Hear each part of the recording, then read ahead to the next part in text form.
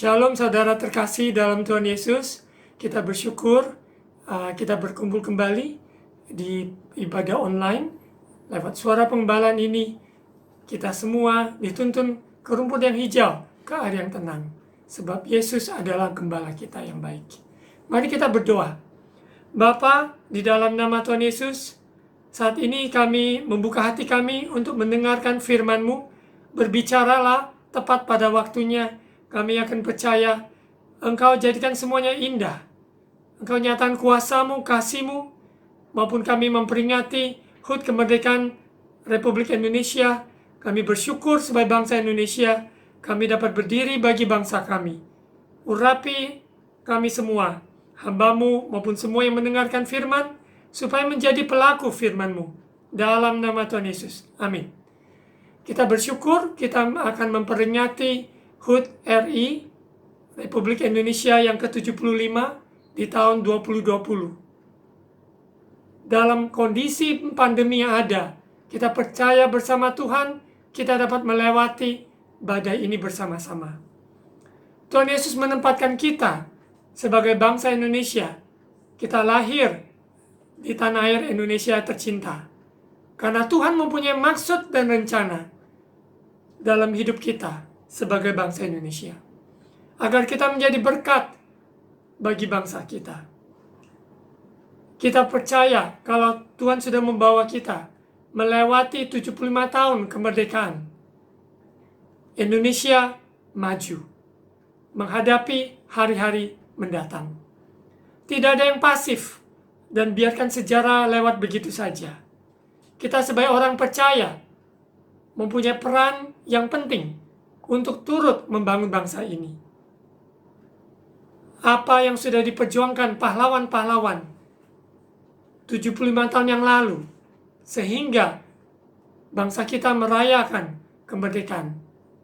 Patutlah kita di zaman ini, kita juga turut bekerja untuk membangun bangsa ini. Sekalipun kita tidak berperang melawan penjajahan Belanda ataupun penjajahan Jepang, namun kita melawan segala hal yang merusak bangsa ini, baik itu korupsi, baik itu kemerosotan dalam hal moral, hubungan dalam keluarga, maupun juga tindakan yang lainnya yang merusak bangsa ini. Kita sebagai orang percaya turut untuk prihatin, turut untuk berdoa dan membangun bangsa ini menjadi berkat buat bangsa kita. Bahasa yang ada di Indonesia beraneka ragam, suku, bahkan agama yang diakui di negara kita. Mari kita menabur untuk bangsa kita. Kita doakan untuk bangsa kita. Kita lakukan sesuatu untuk bangsa kita lewat profesi, karya yang Tuhan percayakan dalam hidup kita. Judul suara penggembalaan hari ini adalah pencetak sejarah. Dalam bahasa Inggrisnya, history makers. Pencetak sejarah, kita tahu sejarah itu tidak bisa dihapuskan. Karena ada sejarah, maka kita ada sekarang. Dan hari ini, kita mencetak sejarah yang baru untuk hari esok. Dan seterusnya dan seterusnya. Generasi demi generasi yang lewat, apa yang dilakukan untuk bangsa ini. Sehingga kita tidak menjadi generasi yang pasif, tapi menjadi generasi yang mencetak sejarah untuk demi generasi penerus berikutnya. Pemimpin-pemimpin yang akan lahir lewat didikan-didikan kita sebagai guru, maupun kita sebagai orang tua, maupun sebagai tugas-tugas kita profesi, sebagai karyawan, pengusaha. Apa yang kita lakukan untuk kita tabur untuk bangsa ini? Tuhan menciptakan umat-Nya agar kita juga mengenal tujuan hidup kita. Kita ditempatkan di bumi Indonesia dengan tujuan untuk memuliakan namanya. Kita hidup bukan sebatas bekerja, studi, dan berkarya dan sebagainya. Namun, kita mempunyai sebuah peran yang khusus. Kalau kita mensadari bahwa begitu banyak jiwa-jiwa yang belum mengenal Yesus sebagai Tuhan dan Juru Selamat pribadinya. Maka kita lewat doa dan kesaksian hidup kita mempunyai sebuah amanat agung yang mulia untuk menyampaikan kabar keselamatan kepada teman-teman, kepada jiwa-jiwa, kepada sekeliling kita, keluarga yang belum percaya Yesus sebagai Tuhan dan Juru Selamat. Saya dulu bukan orang percaya. Saya dulu bukan seorang yang pengikut Yesus. Namun oleh kasih anugerah Allah, saya menjadi orang percaya, menjadi pengikut Yesus. Dan lewat proses-proses perjalanan hidup, Tuhan memanggil saya untuk melayaninya sepenuh waktu. Saya yakin percaya saudara sekalian juga ada sebagian yang belum awalnya bukan orang percaya. Namun oleh kasih anugerah Allah, sehingga saudara menerima Yesus dan diselamatkan. Bagi yang sudah lahir di keluarga Kristen, itu tidak otomatis seseorang menjadi pengikut Yesus. Sebagian mereka yang lahir di kalangan keluarga Kristen, mereka juga harus mengalami perjumpaan dengan Yesus sebagai Tuhan dan Juru Selamatnya. Karena keselamatan hanya kita terima ketika kita sadari itu adalah kasih anugerah Allah. Yesus yang telah mati di kayu salib, Dia membebaskan kita, memberikan kemerdekaan yang sejati, sehingga kita bebas dari dosa. Kita lahir dengan dosa. Dan perbuatan-perbuatan kita tidak mengenal Tuhan. Namun oleh darah Yesus yang telah ditumpahkan di atas kayu salib, Dia menyatakan kuasanya, kebangkitannya dari orang mati. Pada hari ketiga Dia bangkit, menyatakan bahwa Dia hidup. Kisah Para Rasul 4 ayat 12. Dan keselamatan tidak ada di dalam siapapun juga, selain di dalam Dia, Yesus. Sebab di bawah kolong langit ini tidak ada nama lain yang diberikan kepada manusia yang olehnya kita dapat diselamatkan. Orang yang sungguh-sungguh sudah mengalami kasih dan kuasanya Yesus, hidup tidak akan sama lagi. Kita sudah dimerdekakan dari dosa, dari kutuk turunan, dari kutuk kemiskinan, kutuk kebodohan, kutuk kegagalan. Semuanya Yesus telah pikul, dan Dia sudah memerdekakan kita. Yohanes 8 ayat 36. Jadi apabila anak itu memerdekakan kamu pun benar-benar merdeka. Yesus Kristus, anak Allah, anak manusia, Dia yang telah mati di kayu salib, Dia memerdekakan kita, sehingga kita sungguh-sungguh benar merdeka. Kemerdekaan bangsa kita 75 tahun yang lalu harus diisi kemerdekaan itu dengan membangun bangsa ini. Bangsa yang besar, bangsa yang maju, bangsa yang memuliakan Tuhan. Dalam proses-proses itu kita diuji. Sekalipun penjajah-penjajah sudah tinggalkan bumi Indonesia, namun apakah kita masih dijajah oleh dosa? Apakah kita masih dijajah oleh narkoba? Apakah kita masih dijajah oleh hal-hal yang jahat, yang memecah belahkan bangsa ini? Patut kita waspada. Bhinneka Tunggal Ika, Pancasila, berwawasan kebangsaan Indonesia, bahwa kita satu bangsa, satu bahasa, dan kita disebut bangsa Indonesia. Tuhan Yesus mengasihi bangsa Indonesia. Kita sebagai orang percaya, kita doakan dan sungguh-sungguh memberkati bangsa kita. Melewati segala hal yang dialami, kita mempunyai peran. Kita lihat sejarah, pencetak sejarah Yesus Kristus lahir, di mana Dia adalah pusat dari sejarah. Maka di dalam kalender sejarah, patokannya adalah kelahiran Yesus sebelum Masehi, yaitu sebelum kelahiran Yesus, atau sesudah Masehi adalah sesudah kelahiran Yesus. 00 Yesus menjadi pusat dari sejarah. Berbagai kalangan siapapun tidak bisa menyangkali ini. Semuanya disebut sebelum Masehi atau sesudah Masehi, BC atau AD. Sebelum kelahiran Yesus atau sesudah. Yesus adalah pusat dari sejarah kehidupan manusia. Roh Tuhan ada pada setiap orang percaya, sehingga kita bisa berkobar-kobar untuk memberitakan Injil Kerajaan Allah sampai kepada ujung bumi. Mari kita buka di Yesaya pasal 61 ayat 1 sampai 3. Yesaya pasal 61 ayat 1. Mari kita ucapkan bersama-sama, karena iman timbul dari pendengaran, mendengarkan firman Tuhan. Ayat 1. Roh Tuhan Allah ada padaku, oleh karena Tuhan telah mengurapi aku. Ia telah mengutus aku untuk menyampaikan kabar baik kepada orang-orang sengsara dan merawat orang-orang yang remuk hati, untuk memberitakan pembebasan kepada orang-orang tawanan dan kepada orang-orang yang terkurung kelepasan dari penjara. Saudara terkasih dalam Tuhan Yesus, apakah kita percaya dan yakin bahwa Roh Tuhan ada pada kita?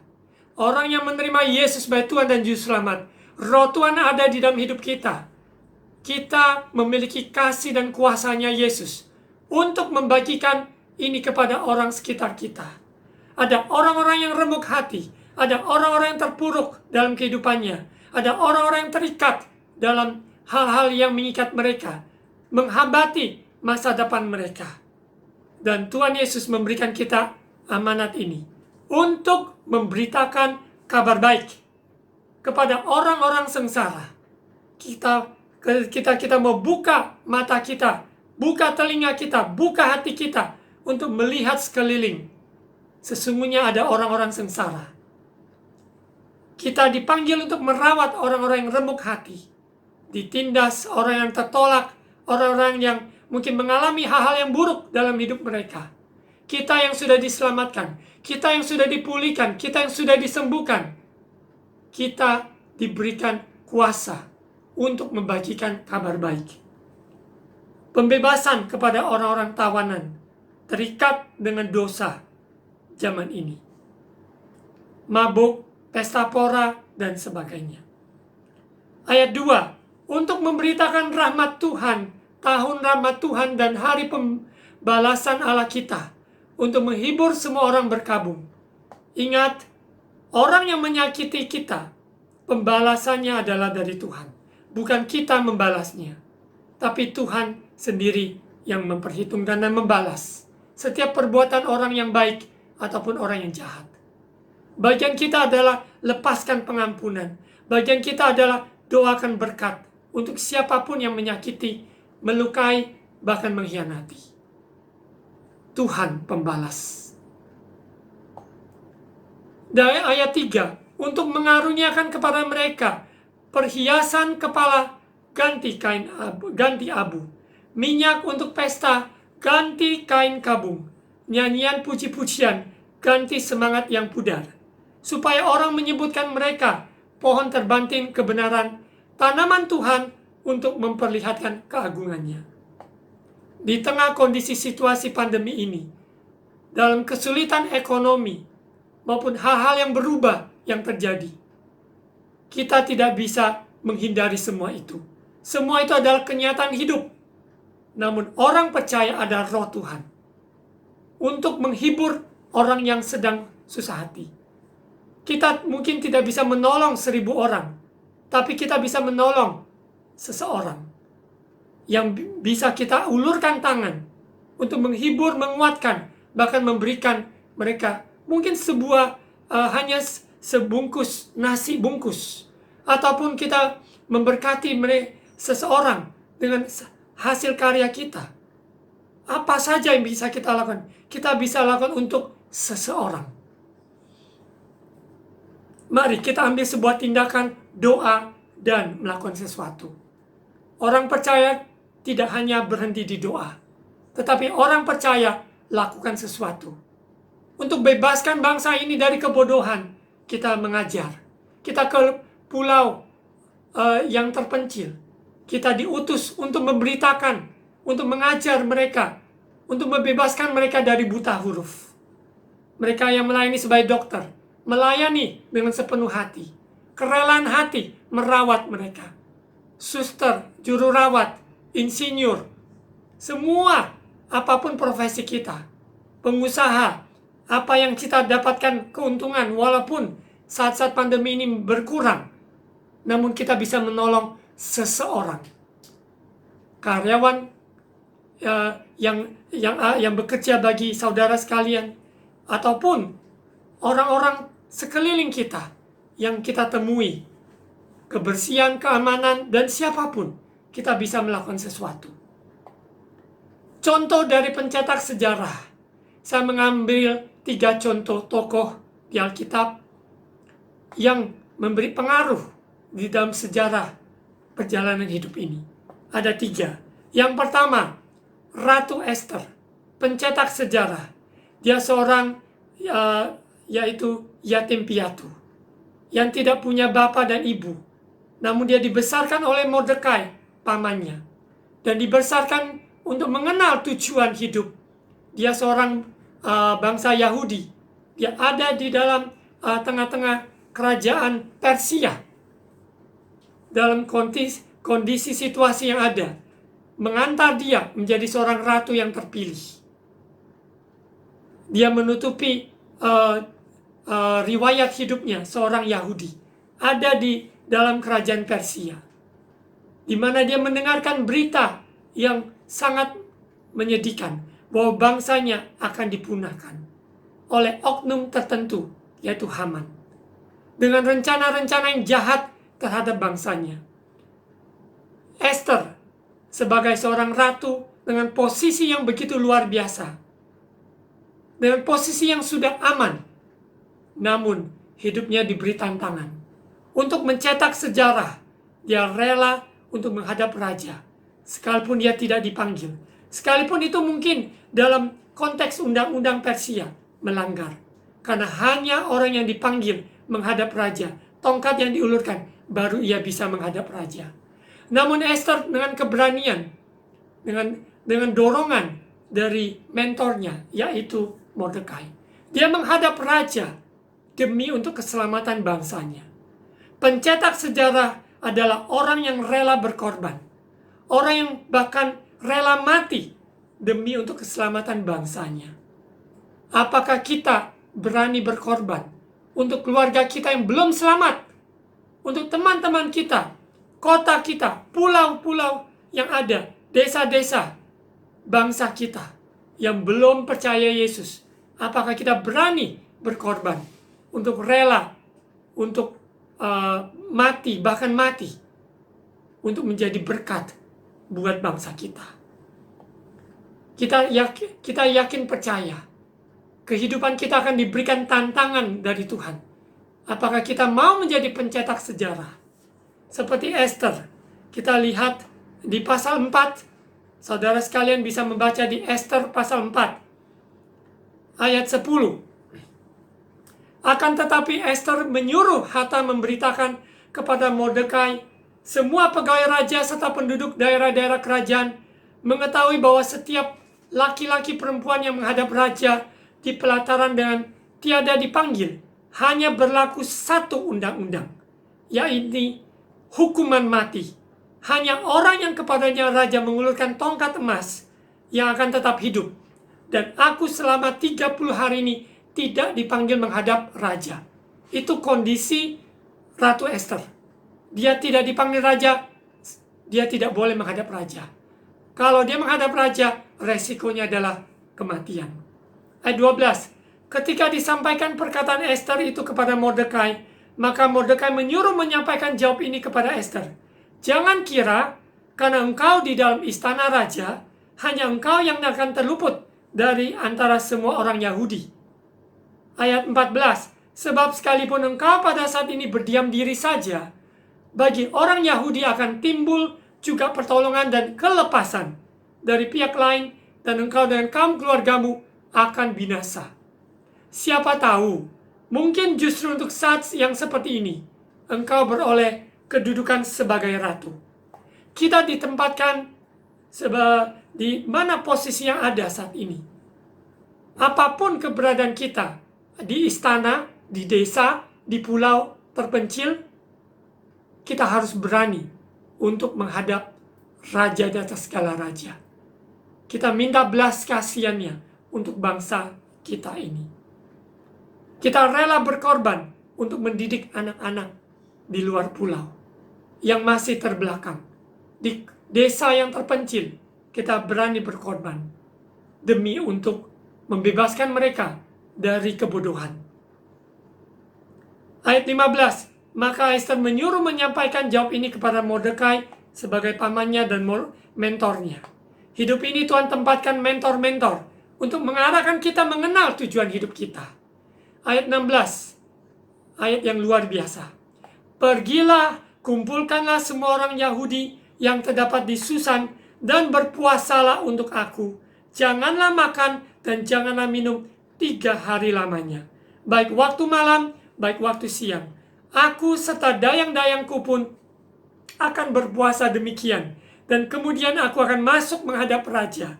Sungguh pun berlawanan dengan undang-undang. Kalau terpaksa aku mati, biarlah aku mati. Ini keluar dari seorang wanita, seorang ratu yang tidak memperhitungkan posisinya lagi. Kalau dia harus menghadap kematian, dia rela untuk mati. Luar biasa. Pencetak sejarah, orang yang berkorban, rela bahkan mati untuk menggenapi visi dari Tuhan, untuk menggenapi sebuah panggilan dari Tuhan. Kita rela. Contoh yang kedua, tokoh di dalam Alkitab adalah Raja Daud. Raja Daud latar belakang tidak tiba-tiba menjadi seorang raja. Dia awalnya adalah seorang gembala domba yang hanya 2 ekor domba yang dia dipercayakan. Namun kesetiaannya dari perkara kecil, dia menggembalakan domba, dia memuji bermazmur bagi Tuhan. Lahirlah Mazmur Daud. Dia yang menuliskan Mazmur 23, Tuhan adalah gembalaku, takkan kekurangan aku. Begitu banyak perjalanan hidupnya dari seorang gembala yang sederhana. Namun Tuhan angkat dia menjadi seorang raja atas bangsa Israel. Luar biasa peperangannya lewati dari mengalahkan beruang maupun juga mengalahkan singa dan akhirnya mengalahkan Goliat. Tuhan selalu menyertai dia. Poin yang kedua, pencetak sejarah, seorang yang memiliki hati berkenan kepada Tuhan. Bahasa Inggrisnya adalah a man after God's own heart. A man after God's own heart. Hati yang berpaut, hati yang berkenan pada hati Tuhan. Luar biasa. Memang hidupnya tidak sempurna. Ada kekurangan dalam hidupnya. Ada kegagalan dalam hidupnya. Namun, di balik semua perjalanan hidup Raja Daud, dia adalah seorang yang mencari hati Tuhan. Kita lihat di Kisah Para Rasul pasal 13 ayat 22. Seorang pencetak sejarah, hatinya selalu mencari hati Tuhan. Perkenanan dari Tuhan. Pasal 13 ayat 22, Kisah Para Rasul di Perjanjian Baru masih menceritakan tentang Daud. Setelah Saul disingkirkan, Allah mengangkat Daud menjadi raja mereka. Tentang Daud, Allah menyatakan, aku telah mendapatkan Daud bin Isai, seorang yang berkenan di hatiku. Seorang yang berkenan di hatiku dan yang melakukan segala kehendakku. Luar biasa. Orang yang suka melakukan kehendak Tuhan, orang yang tidak tahan kalau tidak menyenangkan hati Tuhan, itulah orang yang mencetak sejarah. Kita doakan bagi bangsa kita. kita berkarya untuk bangsa kita, hati kita sungguh memiliki hati Tuhan untuk keselamatan bangsa kita. Kisah Para Rasul 13 ayat 36a. Sebab Daud melakukan kehendak Allah pada zamannya. Pada zaman dia lakukan kehendak Allah. Lalu dia mangkat dan dibaringkan di samping nenek moyangnya. Kita semua hidup di zaman ini. Kita tidak hidup di zaman Esther. Kita tidak hidup di zaman Daud. Kita tidak hidup di zaman Elia. Namun kita hidup di zaman ini. Tahun 2020. Semua bangsa, Indonesia termasuk, menghadapi pandemi coronavirus. Kita ada di zaman ini. Apakah kita melakukan kehendak Allah di zaman kita ini? Apakah kita membangun bangsa ini di zaman ini? Mari miliki sikap hati mencari hati Tuhan, memuji menyembah Dia. Daud, sekalipun dia sudah menjadi seorang raja, hidupnya tidak terlepas dari pujian penyembahan. Karena tabernakel Daud, itulah yang Tuhan katakan, aku akan memulihkan, yaitu pondok Daud, yaitu hati yang bebas memuji menyembah Tuhan. Dia tidak jaga image, ya. Dia melihat tabut Allah, itu yang dia utamakan. Dia selalu utamakan hadirat Tuhan melebihi segalanya. Bahkan istrinya Mikal melihat suaminya, seorang raja, menari-nari dengan menyambut tabut Tuhan yang kembali kepada ke Yerusalem. Dia menari-nari, tidak melihat gengsinya, tidak. Orang seperti itu adalah orang pencetak sejarah. Kita tidak gengsi melihat sekeliling ini, kita dengan berani menari-nari, memuji, menyembah, mengangkat mengangkat hadirat Tuhan. Kita suka di dalam hadirat Tuhan. Itu ciri khas dari Daud. Yang ketiga, contoh yang ketiga, tokoh di dalam Alkitab, pencetak sejarah, semuanya tidak bisa menyangkalinya. Yang ketiga adalah Yusuf. Yusuf, kita tahu bahwa di dalam Kejadian, di pasal yang ke-37, dikatakan bahwa Tuhan menyertai Yusuf. Pencetak sejarah adalah orang yang disertai Tuhan. Tuhan menyertai kita. Roh Kudus ada di dalam kita, menyertai kita. Maka sesulit apapun hidup ini, kita bisa melewatinya. Yusuf dibuang ke dalam sumur, dia dijual, dia difitnah, bahkan dilupakan. Namun hidupnya tidak pahit. Tuhan pakai hidupnya memberi pertolongan bagi bangsa Mesir. Karena dia waktu itu adalah tangan kanan dari Raja Firaun. Dan dia menjadi pertolongan, menjadi berkat, lumbung-lumbung yang dibukakan untuk bangsa-bangsa, termasuk bangsa Israel. Di mana ayahnya Yakub dan saudara-saudara yang pernah menjualnya datang ke Mesir untuk mendapat pertolongan dari Yusuf. Penyertaan Tuhan dalam hidup orang percaya, itulah kita dapat mencetak sejarah. Hidup ini tidak hanya lewat begitu saja, tapi hidup ini mempunyai tujuan. Kita adalah anak panah di tangan pahlawan. Dia melejitkan, melentangkan busur itu, sehingga kita mencapai sasaran. Untuk apa aku ada di sini? Untuk apa aku studi? Untuk apa aku berusaha? Untuk apa aku melayani Tuhan? Untuk apa aku ada di kota ini, di desa ini, di pulau ini? Untuk apa? Dari Sabang sampai Merauke, dari Talaut sampai Pulau Rote, kita yakin percaya Indonesia penuh kemuliaan Allah. Kejadian pasal 41 ayat 16. Ini ketika Yusuf setelah melewati proses demi proses, difitnah, dipenjarakan, dilupakan dan sebagainya. Dan waktunya di mana Tuhan membawa dia masuk di dalam istana Raja Firaun. karena dia diberikan karunia untuk menafsirkan mimpi dari Raja Firaun. Bahwa ada 7 tahun kelimpahan, ada 7 tahun kelaparan. Dan dia menafsirkannya. Pasal 41 ayat 16. Yusuf menyahut Firaun, bukan sekali-kali aku, melainkan Allah juga yang akan memberitakan kesejahteraan kepada tuanku Firaun.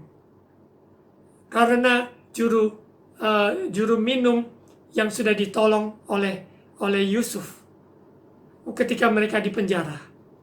Dan ternyata juru minum ini juga menyampaikan kepada Raja Firaun bahwa ada seorang Ibrani yang dapat menafsirkan mimpi. Dan Yusuf dibawa ke istana raja. Tapi Yusuf tidak mencuri kemuliaan Tuhan. Yusuf mengatakan, sekali-kali bukan aku. Bukan aku yang hebat. Bukan aku yang bisa menafsirkan mimpi. Melainkan Allah. Melainkan Allah. Mari, sebagai pencetak sejarah, bukan kita yang hebat. Namun Tuhan yang menyertai kita yang hebat. Roh Tuhan ada di dalam kita yang hebat. Sehingga kita menjadi berkat buat bangsa kita. Kejadian pasal 41 kita baca terus. Ya, kita lihat di ayat 37. Usul itu dipandang baik oleh Firaun. Usul dari Yusuf. Supaya mempersiapkan diri, Mesir siapkan 7 tahun kelimpahan ini. Dan karena menghadapi 7 tahun kelaparan. Usul itu dipandang baik oleh Firaun dan oleh semua pegawainya. Lalu berkatalah Firaun kepada para pegawainya, mungkinkah kita mendapat orang seperti ini, seorang yang penuh dengan roh Allah? Bayangkan, Raja Mesir tidak percaya kepada Allah Israel. Namun, Yusuf mencetak sejarah. Ada pengakuan dari Raja Firaun bahwa roh Allah ada di dalam hidup Yusuf. Mari kita percaya roh Tuhan ada pada kita. Sehingga dunia tidak bisa pungkiri. Tetapi mengaku roh Tuhan ada pada kita. Dan seterusnya kita bisa baca, saudara terkasih, baca pasal 41 sampai selesai. Di mana Tuhan mengangkat Yusuf menjadi orang nomor 2 di Mesir. Dan dia menjadi berkat buat Mesir, bahkan berkat buat bangsa-bangsa lainnya, berkat buat bangsa Israel. Sebagai penutup, mungkin kita tidak seperti Esther, Daud, Yusuf, dan tokoh-tokoh Alkitab lainnya yang dipilih menjadi pencetak sejarah dalam skop yang luar biasa. Namun Tuhan memanggil saudara dan saya menjadi pencetak sejarah dengan skop di mana kita berada. Di desa di mana kita ditempatkan. Di kota di mana kita ditempatkan. Di pulau di mana kita ditempatkan. Untuk menjadi berkat buat bangsa kita. Dengan profesi berbeda-beda. Bahkan kita sebagai seorang ayah, seorang ibu, seorang anak, remaja, seorang dewasa muda. Kita semua mengambil peran. Membangun keluarga yang sehat, harmonis. Keluarga yang takut akan Tuhan. Dan kita menjadi berkat buat sekeliling kita. Sebagai ayat terakhir, kita baca 2 Tawarik pasal 7 ayat 14. 2 Tawarik pasal 7 ayat 14. Dan umatku yang atasnya namaku disebut, merendahkan diri, berdoa dan mencari wajahku, lalu berbalik dari jalan-jalannya yang jahat, maka aku akan mendengar dari sorga dan mengampuni dosa mereka, serta memulihkan negeri mereka. Sekali lagi kita baca bersama. Dan umatku yang atasnya namaku disebut, merendahkan diri, berdoa, dan mencari wajahku, lalu berbalik dari jalan-jalan yang jahat, dan mengampuni dosa mereka, serta memulihkan negeri mereka. Bagian kita orang percaya, rendahkan hati kita. Gereja-gereja Tuhan, hamba-hamba Tuhan, orang-orang percaya, mari dengan sikap merendahkan hati di hadapannya. Kita yakin percaya, kita berbalik dari jalan kita yang jahat. maka kita percaya Tuhan mendengarkan doa kita dari surga. Mengampuni dosa kita semua. Dosa bangsa kita. Serta memulihkan bangsa kita. Kita bisa melewati hal-hal badai apapun yang dihadapi. Saudara terkasih dalam Tuhan Yesus, mari kita deklarasikan bahwa Roh Tuhan, saudara terkasih bisa membacanya nanti di teks yang ada di screen. Mari kita deklarasikan Roh Tuhan ada pada kita, ya. Kita angkat tangan kita dan taruhkan tangan kita atas kepala kita. Mari ikuti di screen yang ada. Roh Tuhan ada padaku untuk memberitakan kabar keselamatan bagi bangsaku, bangsa Indonesia. Roh Tuhan ada padaku untuk memberikan aku hikmat, kreativitas untuk berkarya dan memberkati bangsaku, bangsa Indonesia. Roh Tuhan ada padaku memberikan aku kerelaan untuk membalut mereka yang terluka, untuk membangun bangsa ini, untuk membebaskan tawanan dari kebodohan, dari kemiskinan, dari kemerosotan moral, lewat doa dan tangisan. Roh Tuhan ada padaku untuk menghibur yang susah hati, untuk menguatkan yang lemah, untuk memberitakan kabar baik. Mari kita tutup mata dan saya akan doa berkat untuk bangsa kita. Tuhan Yesus, di dalam nama Tuhan Yesus, kami doa berkat, ucapan berkat buat desa, pulau, kota, bangsa kami. Kami ucapkan berkat Indonesia maju. Indonesia takut akan Tuhan. Indonesia penuh kemuliaan Allah. Indonesia bersatu. Tuaian besar terjadi di Indonesia. Keselamatan, hujan pertobatan turun atas Indonesia. Karya-karya hebat lahir dari Indonesia, memberkati bangsa dan bangsa-bangsa lain. Pemerintah dari pusat, Bapak Presiden Joko Widodo bersama Wakil Presiden Bapak Ma'ruf Amin dan semua jajaran pemerintah diberkati dan hikmat bijaksana untuk memimpin bangsa ini. Kita semua dapat melewati badai pandemi ini di dalam nama Tuhan Yesus. Mari saudara terkasih, saya ucapkan berkat untuk saudara dan keluarga. Ucapan berkat iman. Angkat kedua tangan. Tuhan memberkati engkau dan melindungi engkau. Tuhan menyinari engkau dengan wajah-Nya dan memberi engkau kasih karunia. Tuhan menghadapkan wajah-Nya kepadamu dan memberi engkau damai sejahtera. Terimalah berkat, kasih karunia Allah Bapa, cinta kasih Tuhan Yesus, persekutuan dan Allah Roh Kudus menyertai kita saat ini sampai Yesus datang kembali menjemput kita di awan-awan. Tuhan Yesus memberkati. Amin.